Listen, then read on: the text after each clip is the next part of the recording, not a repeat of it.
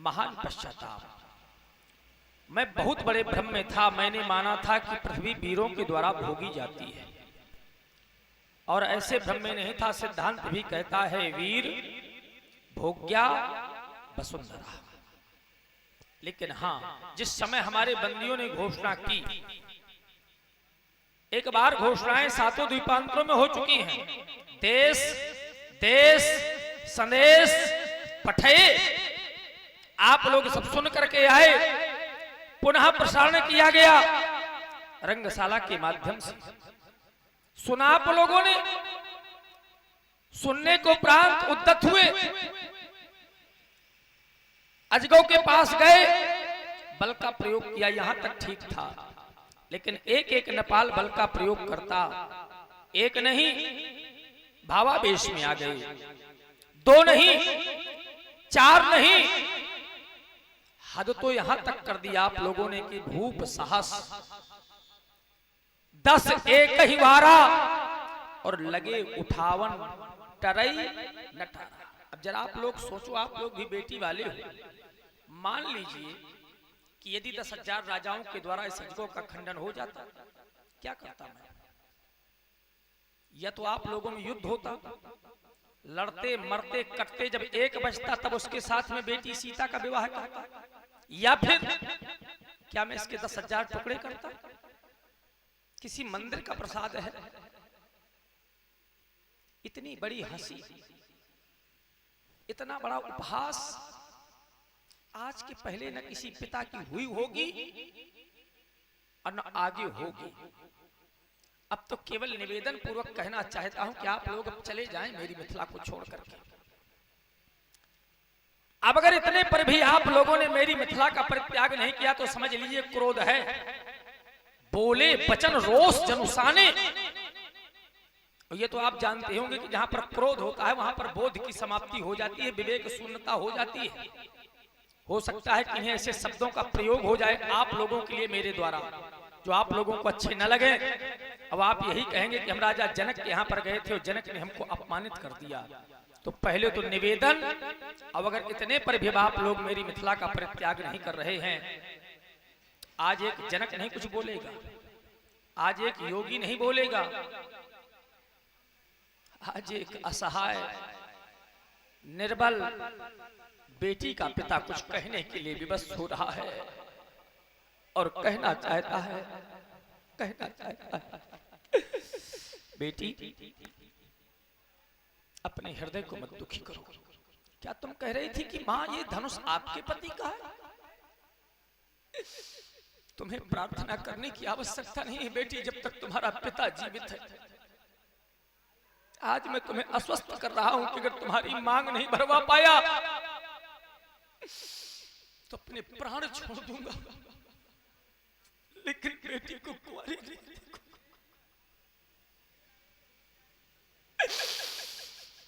अपने प्राणों को छोड़ दूंगा, लेकिन मेरी बेटी को कुंवारी नहीं देखूंगा।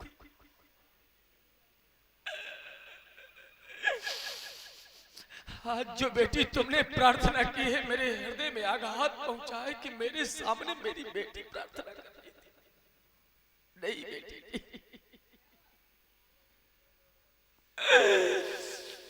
आज ये जनक कुछ कहने के लिए भी बस हो रहा है और कहना चाह रहा है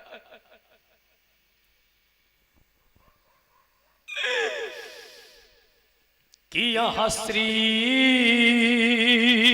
हाथ भाई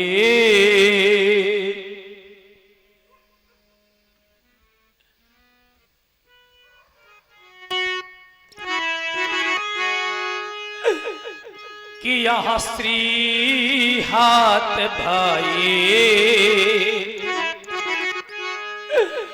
वो हार ही राजा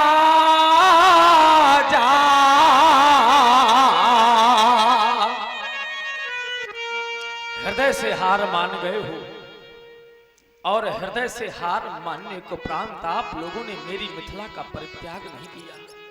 क्या किया कि तब यहां बैठे निज निज जाही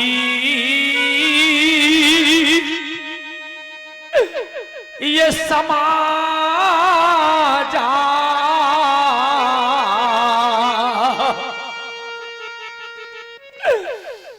लेकिन कब बैठे कि जब यहां श्री आती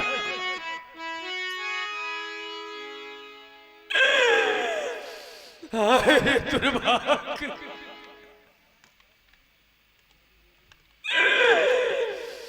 परिस्थितियां व्यक्ति को कितना परिवर्तित कर देती है।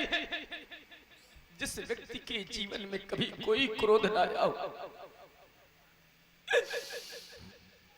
आज सीता को देख करके मेरा हृदय विकल हो गया। रहे कहावत परम विरागी, संसार के लोग मुझे परम वैराग्यवान कहते हैं, लेकिन जिस समय मैंने देखा कि मेरी बेटी कुंवारी रह जाएगी तो मेरा धैर्य छूट गया, धैर्य छूट गया। मेरा ही नहीं, समाज में मेरे मित्र अच्छे अच्छे लोगों के धैर्य छूट जाते हैं। धीरज हूं कर धीरज भागा। आप लोगों ने बेटियों की विदाइयां की होंगी, जरा सोचो। श्रवण कर रहे हैं विदेह राज्य का करुण कंदन विलाप प्रभावित हुए मृत्युंजय पांडे जी, जो आप शाह से उपस्थित हुए हैं। आपकी ओर से यह 51 रुपए विदेह राज्य के विलाप पर प्रदान किए गए हैं। बहुत बहुत धन्यवाद। बड़े बड़े धैर्यवानों के धैर्य छूट जाते हैं। आप लोग मेरे एक एक शब्दों से जोड़ने का प्रयास करना।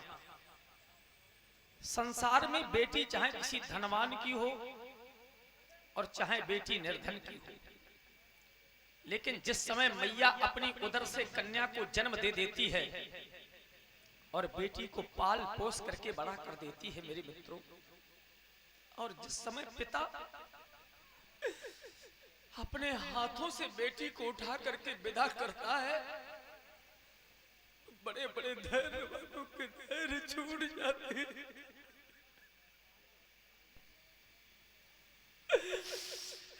ऐसा लगता है कि धरती फट जाए तो मैं समा जाऊं।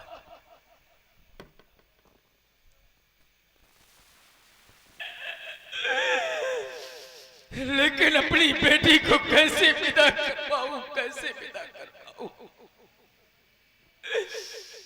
एक बार जरा इन बैठी हुई माताओं से पूछ लो, एक बार जरा इन बैठे हुए बूढ़े बुजुर्ग पिताओं से पूछ लो।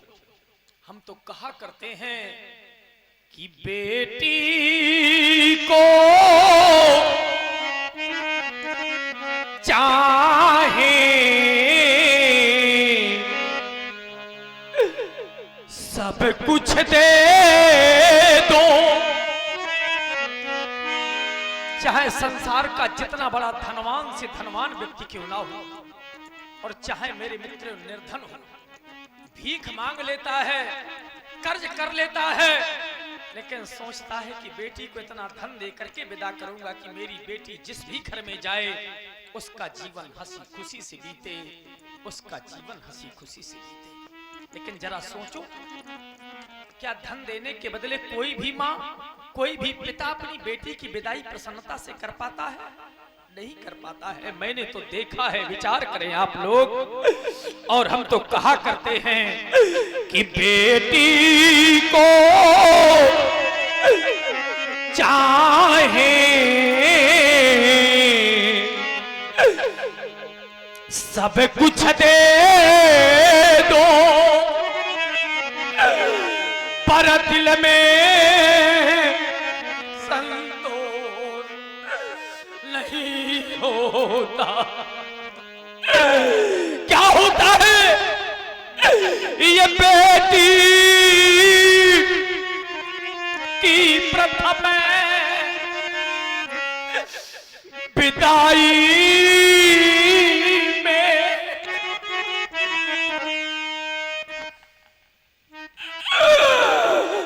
जिस समय बेटी की दरवाजे से डोली निकलती है, बड़े बड़े धैर्य वालों के धैर्य छूट जाते। ये बेटी की प्रथम विदाई में ये हर मातु पिता देखा रोता। हर एक माँ रो देती है, हर एक पिता रो देता है। और मेरी दृष्टि जहां तक जा रही है, देख ले बेचारी सभी माताएं रो रही हैं और सभी पिता रो रहे हैं। हो सकता है बहुत सी माताएं न रोती हो, बहुत से पिता न रोते हो, तो ध्यान दे करके सुने। उनके लिए तो हम कहा करते हैं कि जो माँ न रोवे, जो पिता न रोवे, उस माँ ने अपनी उदर से कन्या को जन्म नहीं। जो पिता न रोवे, उस पिता ने अपने हाथों से बेटी को पाल पोस करके बड़ा नहीं। अभी तब कहते हैं कि जिसने यह कन्या अरे जाई नहीं, अरे दुर्भाग्य।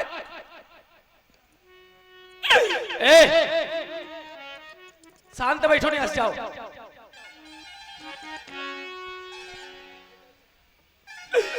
जिसने यह कन्या अरे जाई नहीं,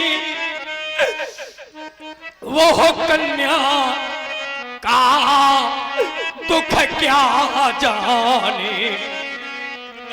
और जिसे पैर बिमाई अरे फटी ही नहीं, वो पीर पराई क्या जाने। जिस पैर बिमाई अरे फटी ही नहीं, वो पीर पराई क्या। जिस व्यक्ति ने अपने जीवन में कन्या का पालन पोषण ही नहीं किया, वो व्यक्ति कन्या के सुख और दुख को क्या जान सकता है। मैंने तो यहां तक देखा है, विचार कर लेना बैठी हुई माताओं, जिस समय मैया अपनी उदर से कन्या को जन्म दे देती है और पाल पोस करके बड़ा कर देती है और बेटी सयानी हो जाती है, तो मैंने यहां तक देखा है कि सयानी बेटी को मां अपने पास में बुला करके और गोद में बैठा लेती है। ये मैं नहीं कह रहा हूं, शास्त्र प्रमाणित कर रहे हैं कि अधिक स्नेह गोद बैठारी। सयानी बेटी को मां पास में बुलाती है और अपने गोद में बैठा लेती है।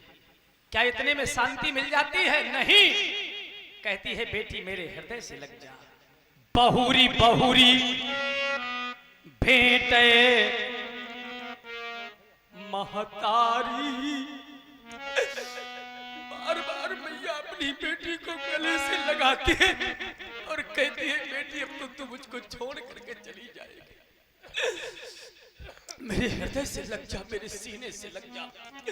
और केवल सीने से नहीं लगाती, मैया कहने लगती है, और मैं किसी एक माँ की बात नहीं कर रहा, ध्यान दे करके सुने। संसार की माताएं कहती हैं और क्या कहा करती हैं कि जिस घर में पल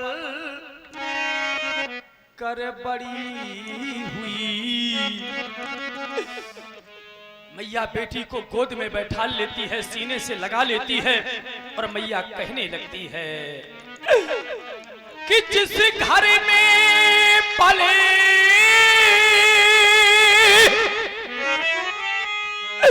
कर बड़ी हुई, कल ये आंगन सुना होगा। और ईमानदारी से बताओ, क्या ऐसे आंगन सूना हो जाता है? क्या होता है? अरे रोवेंगे भाई और बहन पिता, और रोता माँ का मन होगा। जिस समय बेटी की विदाई होती है तो उसका भाई रो देता है, उसकी बहन रो देती है, उसकी माँ रो देती है, उसका पिता रो देता है। तो मैया कहती है कि बेटी जब सब रो रहे हो तब तुम्हें नहीं रोना है। क्या करना है कि जब गीली आंखें हो सबकी, जब गीली आंखें हो सबकी, तुम सबको धैर्य बंधा देना और उस घर को स्वर्ग बनाना तुम्हें, लेकिन इस घर को नहीं भुला देना। क्यों? क्योंकि सच्चा तो तेरा अरे वहां घर है और यह तो रैन बसेरा था। और जिसको समझे तू सुंदर सपना, अरे वहां एकमात्र अंधेरा था। मैया कहने लगती है कि बेटी जिस घर को तूने अपना घर मान रखा है, एक दिन तुम्हें उसको छोड़ करके चला जाना है। लेकिन इतना अवश्य ध्यान रखना कि जिस दिन इस घर को छोड़ करके चली जाना बेटी, अपनी माँ को न भूल जाना, अपने परिवार को न भूल जाना, अपने बूढ़े बाप को न भूल जाना। और जिस समय पिता का नाम लेती है ना माँ, उस समय बेटी फपक करके रो देती है, कहती है माँ क्या मैं अपने पिता को भूल पाऊं? संसार में मेरे मित्रों बेटी सब कुछ भूल सकती है, लेकिन अपने पिता के उपकारों को बेटी कभी नहीं भूलती, कभी नहीं भूलती। मैंने यहाँ तक देखा है कि पिता अगर कहीं से थका आ रहा आता है तो बेटी तत्काल अपने पिता को जल देती है, तत्काल अपने पिता को जल देती है। और पिता किसी भी जगह पर अपनी बेटी का विवाह कर दे, लेकिन बेटी हंसी खुशी से अपने ससुराल चली जाती है, अपने ससुराल चली जाती है।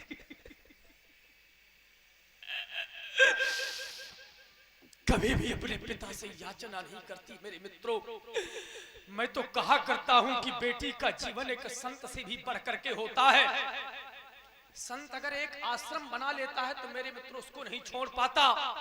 और बेटी का जिस घर में जन्म होता है, 20-25 वर्ष रहती है, उस घर को तृण के समान छोड़ करके चली जाती है, तृण के समान छोड़ करके चली जाती है। तभी तो मैं कहा करता हूं कि बेटी यदि त्याग की मूरत है, बेटी यदि त्याग की मूरत है तो ये बेटा संघर्ष की सूरत है। अब मैं किसी एक घर की बात नहीं कर रहा, प्रत्येक एक घर में इन दोनों की जरूरत है, इन दोनों की जरूरत है, इन दोनों की जरूरत है। बेटी को अगर कहते हो कि हमारा मान है, तो हम तो कहते हैं बेटी पिता की शान है। आप कहेंगे कैसे? अगर किसी की भी बेटी अगर कोई गलत कदम उठा ले तो मेरे मित्रों उसका पिता, उसकी माँ, उसका परिवार शान से नहीं जी सकते हैं, सर उठा करके नहीं जी सकते। बेटा अगर तन है, क्योंकि शास्त्र कहते हैं आत्मनौ जायते पुत्रा, तो बेटी मन है। बेटी पिता के हृदय की बात को जानती है। लेकिन आज मैंने अनेकों प्रकार से आप लोगों को चुनौतियां दी हैं, अनेकों प्रकार से समझाया है, और हमें समय से भी बांधा गया है। जिसने समय को न जाना उसने कुछ भी न जाना। इतना कहना चाहते हैं कि अगर आप लोग कह रहे हो कि महाराज कार्य बहुत बड़ा है, सोई पुरारी को दंड कठोरा, इतना ही नहीं गरु कठोर विदित सब काहू। तो विचार करें, अगर ये गरु है, ये कठोर है, इस संसार में विदित है, ये कन्या कोई साधारण नहीं है। अगर हम इसकी विशेषताओं पर चर्चा करें तो इसमें एक नहीं, दो नहीं, इसमें 3 लाभ उपस्थित हैं। और 3 लाभ ही नहीं, प्रत्येक एक लाभ पर एक एक पुरस्कार लगा हुआ है। सुन ले मेरे लाभ और सुन ले मेरी लाभों की उपलब्धियां। कि कुंवारी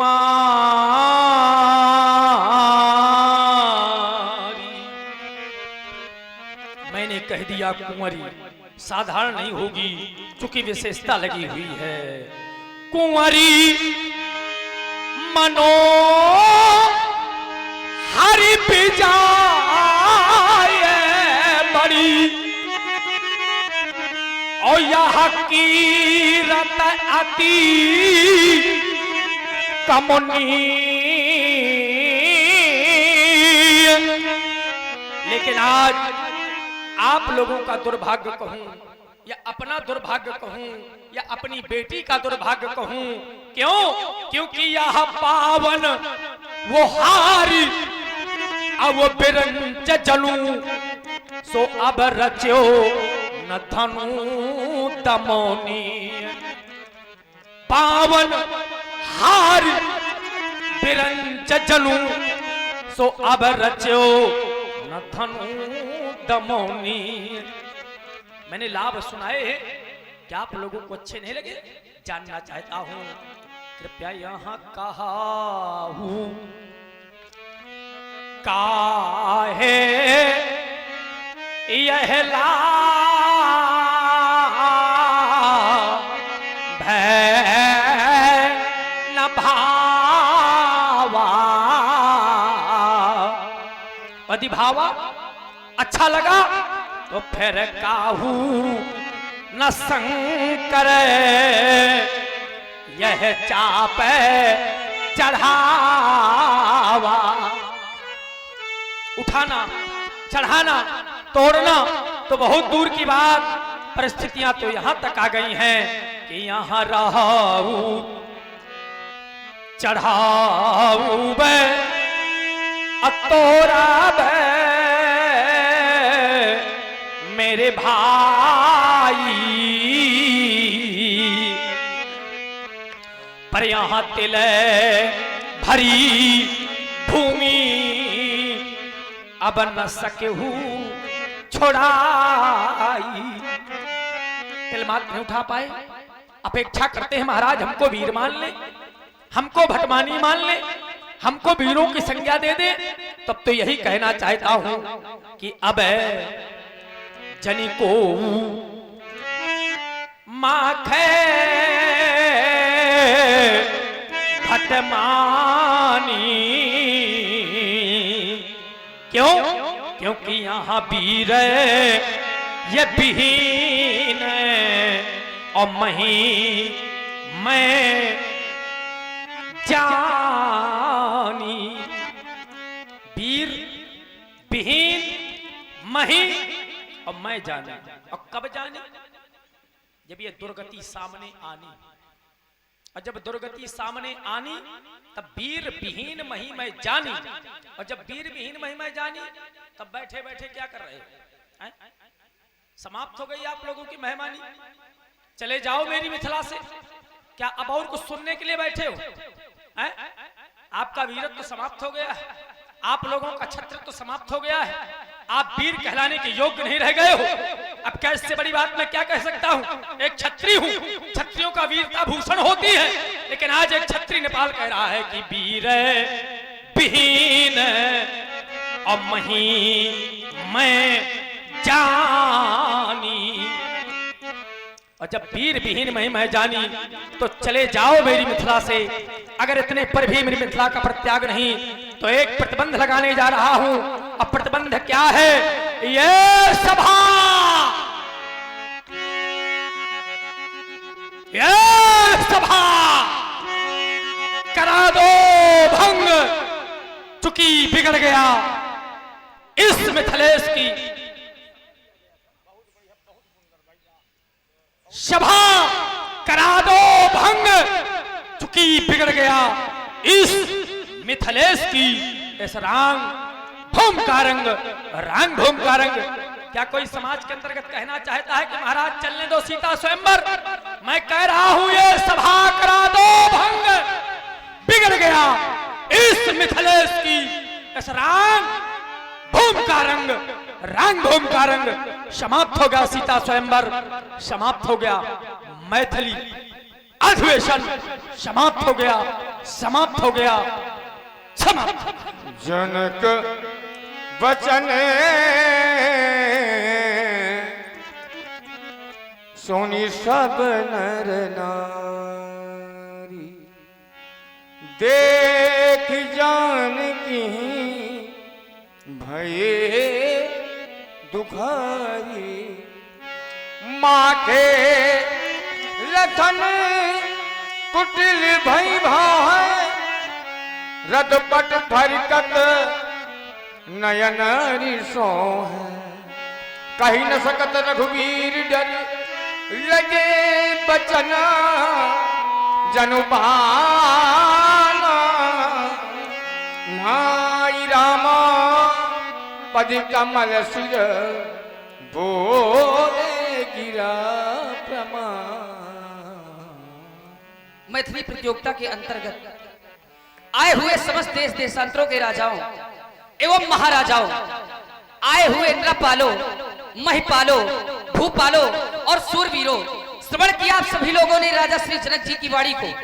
राजा जनक जी के द्वारा बतलाया जा रहा है कि ये पृथ्वी, अरे ये पृथ्वी वीरों से विहीन हो चुकी है। राजा जनक ने कहा, वीर विहीन मही मैं जानी, तो क्या महाराज श्री जनक जी की पुत्री वीर नहीं है?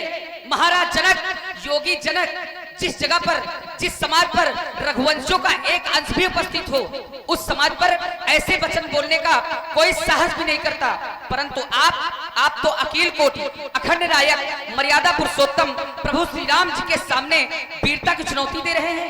महाराज जनक, आप इसका परिणाम जानते हैं। अगर अपने बड़े भैया की आज्ञा पाऊं, अरे अगर अपने बड़े भैया की आज्ञा पाऊं और पूज्य गुरुदेव जी का आशीर्वाद पाऊं, तो ये पुराना चीड़ धनुष क्या चीज है? सारे ब्रह्मांड को ये गेंद के समान उछालकर और ऐसे पटकूं कि इसके टुकड़े टुकड़े हो जाए।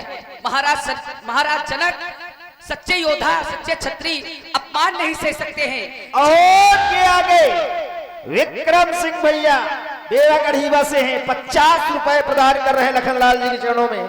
कोट कोट साधुवाद। सच्चे योद्धा, सच्चे छत्री ये अपमान नहीं सह सकते हैं। जिनको सुनने की ताक नहीं, वो चुप कैसे रह सकते हैं? रघुवीर राम जी के होते, ये रघुवीर राम जी के होते अनुचित वाणी कह डाली है। ये शब्द हृदय में लगते हैं कि ये पृथ्वी वीरों से खाली है।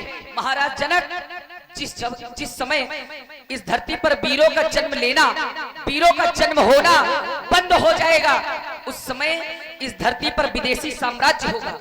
हाथों पर हथकड़ियां पड़ी होगी, पैरों पर बेड़ियां पड़ी होगी और पड़े होंगे किसी कारागार में। तब कहना कि ये पृथ्वी वीरों से विहीन हो चुकी है। क्योंकि अगर अपने बड़े भैया की आज्ञा पा जाऊं और पूज्य गुरुदेव जी का आशीर्वाद पा जाऊं, तो ये पुराना चीड़ धनुष क्या चीज है? मैं सारे ब्रह्मांड को गेंद के समान उठा सकता हूं। तौरो छत्र दंड जिमी तौ प्रताप बलनाक, जो न करो प्रभु शपथ तो पुण्य धरो धनुभार, पुण्य धरो धनुभार, पुण्य धरो धनुभार। बोलिए लखनलाल की। लखन सकोप बचन जे बोले, जगमगान महिली गज डोले। शयन ही रघुपति लखन नवाज। प्रिय लक्ष्मण, आज हमें क्रोध की आवश्यकता नहीं है, यहाँ पर बोध की आवश्यकता है। अब तक के जीवन काल में जो भी कार्य बने हैं क्रोध से नहीं, बोध से बने हैं। अगर बोध होगा तो क्रोध कहीं ना कहीं फिर दूर चला जाएगा। आज तुम्हारे द्वारा वीरों के समक्ष अपनी वीरता का प्रदर्शन, जो शीश झुकाए बैठे हैं यह वीर, क्योंकि योगी राज सिरध्वज जी के द्वारा कह दिया गया कि वीर विहीन मही मैं जाने। मैंने तो अब ऐसा जान लिया है कि वसुंधरा वीरों से विहीन हो गई है। तजऊ आस निज निज गृह जाहु, क्योंकि लिखा न विधि वैदेही विवाहु, लिखा न विधि वैदेही विवाह। मुझे तो ऐसा लगता है कि आज विधाता ने अपनी लेखनी में मेरी बेटी का स्वयंवर ही नहीं लिख रखा, तभी अधिवेशन अधूरा रहा। क्या सोचा था और क्या हो गया, आज तो मानो आशा रूपी माला ही टूट कर बिखर गई। जो स्वप्न सजोए थे एक पिता ने अपनी बेटी के स्वयंवर के लिए, जो स्वप्न सजोए थे एक पिता ने अपनी बेटी के स्वयंवर के लिए, वो स्वप्न ही अधूरा रहा।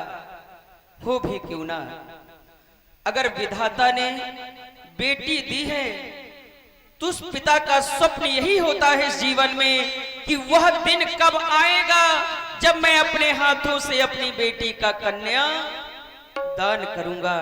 लेकिन लगता है कुछ और ही लिख रखा है उस विधाता ने, तभी प्रण की पूर्ति ना हो सकी। शांत हो जाओ लक्ष्मण, शांत हो जाओ, शांत हो जाओ। सोचा तो आंसू भराए। विमल भैया हृदय हो गया अधीर, तभी एक पिता के नैनों से बहने लगे नीर।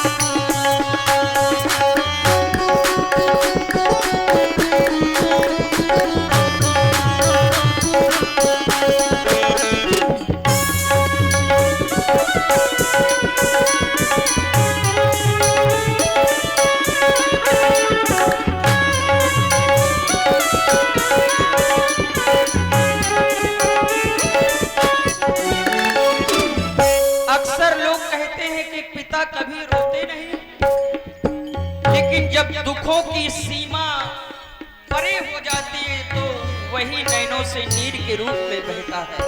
पिता का हृदय भी रोता है। जब करुणा चोट पहुंचाती है हृदय में तो नैनों से नीर के रूप में बहता है। यही दुख एक पिता के जीवन का होता है। रह गई मगसूरी सिया की, रह गई मगसूरी।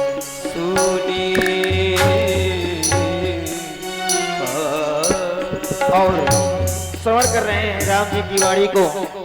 प्रभावित हमारे इस कार्यक्रम के भाई हमारे जो संस्थापक हैं आदरणीय श्री कमलेश गुप्ता जी, आपकी ओर से राम जी एवं लक्ष्मण जी के चरणों में 101 रुपए प्रदान किए हैं। साधुवाद।